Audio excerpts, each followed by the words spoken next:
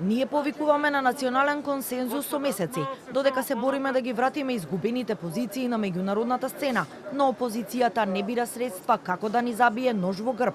Ова е ставот на премиерот Мицкоски за повикот од лидерот на СДСМ Филипча за формирање национален консензус за евроинтеграциите на земјава по вчерашната средба со еврокомесарката Марта Кос.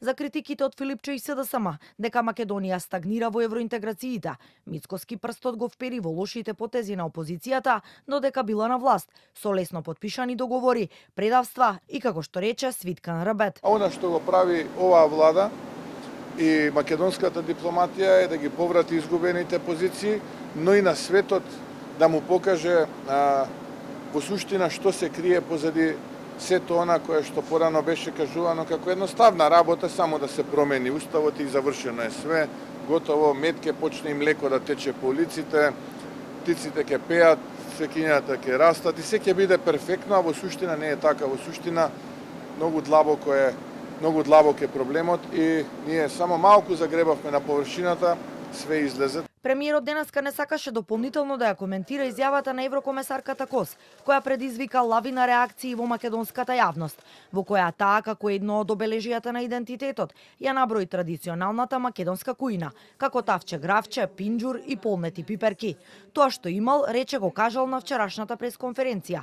Став што денеска го повтори и министерот за надворешни работи Муцунски, прашан за коментар за изјавата на Кос.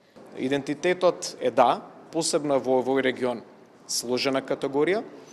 Да, за жал, и во 21. век се уште категорија кои што земји кои што се нарекуваат европски се обидуваат да го оспорат.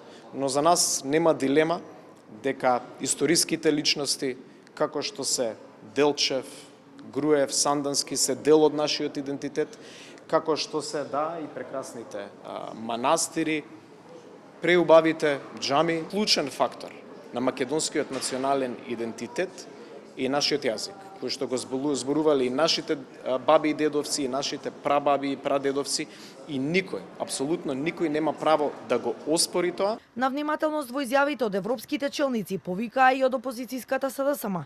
Во партиски став за изјавата на Кос, од СДСМ велат дека очекувале еврокомесарката да го истакне она што ЕУ самата го има потврдено во сите документи и сите договори, а тоа е дека македонскиот јазик и идентитет се целосно признати од Унијата.